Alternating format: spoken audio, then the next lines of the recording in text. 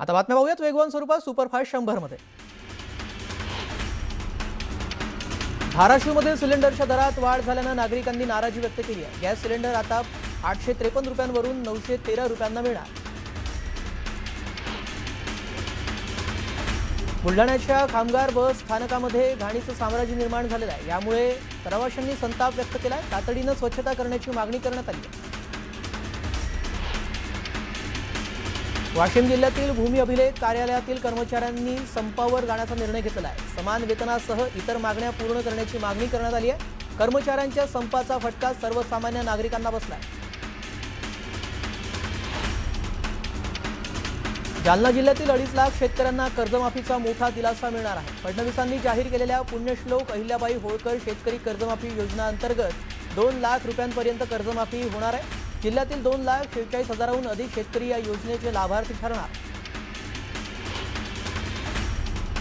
राज्याच्या अर्थसंकल्पातून पंढरपूर आणि मंगळवेढा मतदारसंघासाठी 501 कोटी 16 लाख रुपयांचा निधी मंजूर करण्यात आलाय। रिंग रोड, उड्डाणपूल, रस्ते रुंदीकरण आणि मंगळवेढा उपसा सिंचन योजनेसाठी हा निधी देण्यात आल्याची माहिती आमदार समाधान आवताडे यांनी दिली।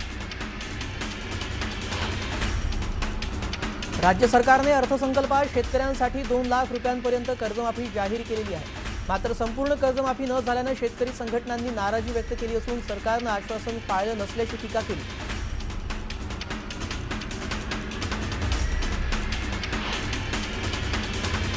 मुख्यमंत्र्यांनी राज्यातील शेतकऱ्यांसाठी मोठी घोषणा केली आहे। सप्टेंबर 2025 पर्यंत थकीत असलेल्या पीक कर्जावर 2 लाख रुपयांपर्यंत कर्जमाफी देण्यात येणार आहे। तसेच नियमित कर्जफेड करणाऱ्या शेतकऱ्यांना 50,000 रुपयांचं प्रोत्साहनपर अनुदान देखील मिळणार।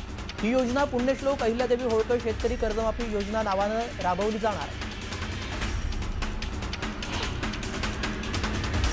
सोलापुरामध्ये 24,000 शेतकऱ्यांचं कर्जमाफी होणार आहे। तसेच यावेळी शेतकऱ्यांनी सरसकट कर्जमाफी करावी, तसेच कोणतीही अटी शर्ती न लावता कर्जमाफी करण्याची मागणी केली आहे। धाराशिव जिल्ह्यातील 8ही पंचायत समित्यांमध्ये शिवसेना आणि भाजपाचं वर्चस्व पाहायला मिळत आहे। उमरगा लोहरा येथे शिवसेनेनं सभापती उपसभापती पदे मिळवली आहेत, तर टाय झालेल्या ठिकाणी ईश्वर चिठ्ठीमध्ये महायुतीच्या उमेदवारांचा विजय झाला। कपिल वसंतराव रामदेव यांनी अकोला शहर जिल्हा भारतीय राष्ट्रीय काँग्रेस कमिटीच्या उपाध्यक्षपदासह पक्षाच्या प्राथमिक सदस्यत्वाचा राजीनामा दिला आहे। रामदेव यांनी आपला राजीनामा डॉक्टर प्रशांत पाटील वानखेडे यांच्याकडे सादर केला असून या निर्णयामुळे अकोल्याच्या राजकीय वर्तुळात खळबळ उडाली आहे। राज्याच्या हवामानामध्ये झपाट्याने बदल होत आहे, त्यामुळे उकाडाही वाढलाय। शुक्रवारी विदर्भातील अनेक भागातील कमाल तापमानात वाढ नोंदवण्यात आली। यात अमरावती आणि वर्धा भागातील पारा 40 अंश सेल्सिअसवर गेलाय। यामुळे विदर्भातील उकाड्यामध्ये आणखी वाढ झाली। गोंदिया जिल्ह्यातील रेलटोली येथे उभारण्यात येणाऱ्या नाट्यगृहाचं बांधकाम गेल्या 15 वर्षांपासून अपूर्ण आहे। निधी अभावी काम रखडल्यानं जिल्ह्यातील कलावंतांना आजही हक्काच्या नाट्यगृहाची प्रतीक्षा करावी लागते। पुणे ग्रामीण पोलिसांकडून मोरगावच्या मयुरेश्वर मंदिर परिसरामध्ये दहशतवादी हल्ल्याच्या प्रतिकारासाठी मॉक ड्रिल घेण्यात आली। भाविकांच्या सुरक्षिततेच्या दृष्टीनं एटीएस, क्यूआरटी आणि बीडीडीएस पथकांसह एकूण 44 जणांनी या रंगीत तालिमेमध्ये सहभाग घेतला। पिंपरी चिंचवड आरटीओ कार्यालय, खेड, राजगुरुनगर आणि मंचर एसटी डेपो परिसरामध्ये थकीत वाहने लावण्यात आलेली आहेत। मालकांना तडजोड शुल्क भरून वाहने सोडवण्याचा इशारा देण्यात आलाय। वेळेत उचललेली जर नाही गेली तर प्रवासी वाहनं, मालवाहू टेम्पो, शालेय बस, ट्रक आणि दुचाकींची वाहनं लिलावात काढली जाण्याचा इशारा देण्यात आला। महाराष्ट्र राज्य मार्ग परिवहन महामंडळाच्या एनसीएमसी स्मार्ट कार्डसाठी 199 रुपये शुल्क निश्चित असताना माजलगाव एसटी आगारामध्ये प्रवाशांकडून 250 रुपये आकारले जातात, अशी तक्रार समोर आलेली आहे। अतिरिक्त टपाल खर्चाच्या नावाखाली हे पैसे घेतले जात असल्यानं प्रवाशांमध्ये नाराजी आहे।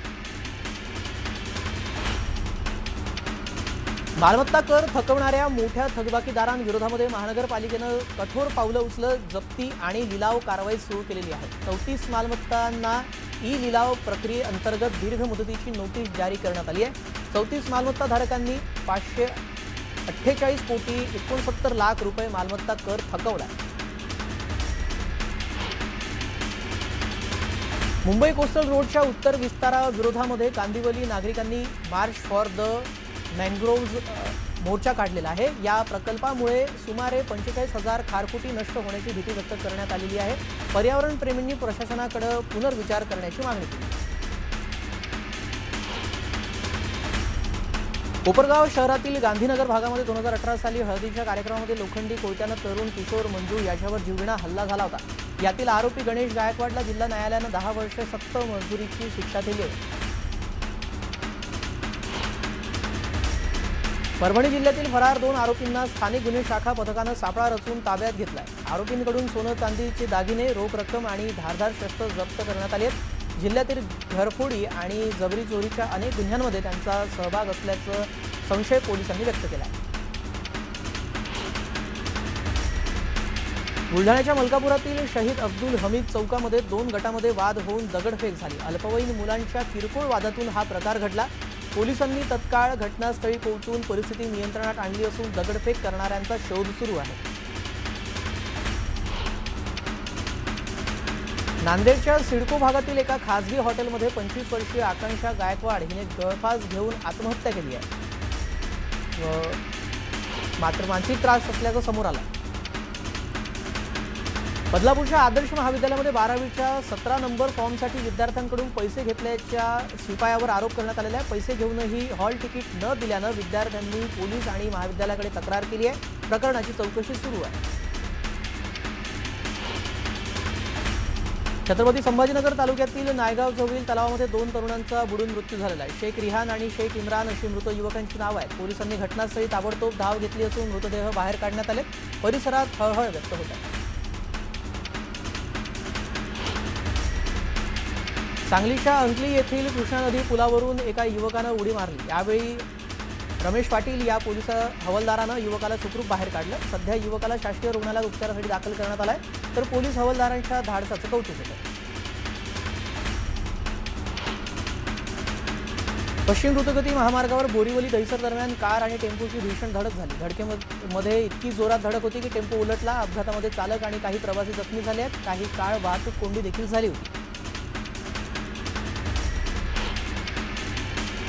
पंढरपूर शहराजवळ असणाऱ्या टाकळी गावामध्ये जाण्यासाठी उड्डाणपुलासह 50 कोटी रुपयांचा चौपदरी रस्ता करण्याच्या अर्थसंकल्पात मंजूर करण्यात आलेला आहे. याबाबत शिवसेनेचे संपर्क प्रमुख महेश साठे यांनी एकनाथ शिंदे यांच्याकडे मागणी केली होती. ही मागणी पूर्ण झाल्यानंतर शिवसेनेकडून पेढे वाटून रस्ता आणि नवीन पुलाच्या स्वागताचा आनंदोत्सव साजरा करण्यात आला. मध्य रेल्वेच्या मुंबई विभागामध्ये विविध अभियांत्रिकी आणि देखभालीच्या कामांसाठी रविवारी मेगा ब्लॉक घेण्यात येणार आहे. पश्चिम रेल्वेवर शनिवारी ब्लॉक असून रविवारी दिवसकालीन कोणताही ब्लॉक नसणार. वाशिम जिल्ह्यातील पुलगाव जालना महामार्ग जवळका रेल्वे फाटकाजवळ पटरी दुरुस्तीसाठी 2 दिवस बंद ठेवण्यात आलेला आहे. रात्री 10 ते 8 मार्च सकाळी 5 वाजेपर्यंत वाहतूक बंद राहणार असून वाहनांना पर्यायी मार्गाने वळवण्यात आलं. T20 विश्वचषक स्पर्धेचा अंतिम सामना उद्या अहमदाबादमधील नरेंद्र मोदी स्टेडियमवर खेळला जाणार आहे. मुंबईतील पर्यटक क्रीडाप्रेमींना सामना पाहण्यासाठी जाता यावं म्हणून पश्चिम रेल्वेनं विशेष रेल्वे गाड्यांची सुविधा उपलब्ध केली आहे. युद्धजन्य परिस्थितीमुळे सांगलीच्या हळद दरामध्ये घसरण झालेली आहे. शेतकरी, व्यापारी, एक्सपोर्टर अडचणीत सापडले आहेत. युद्धजन्य परिस्थिती निवळल्यानंतरच हळदीला योग्य दर मिळेल असा दावा तज्ज्ञांनी केला.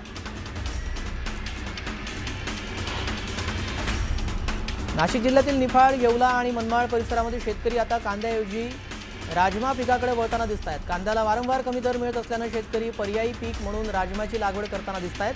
कमी कालावधीमध्ये येणारं आणि चांगला भाव मिळणारं पीक म्हणून राजमा शेतकऱ्यांना फायदेशीर ठरत असल्याचं सांगितलं जातं.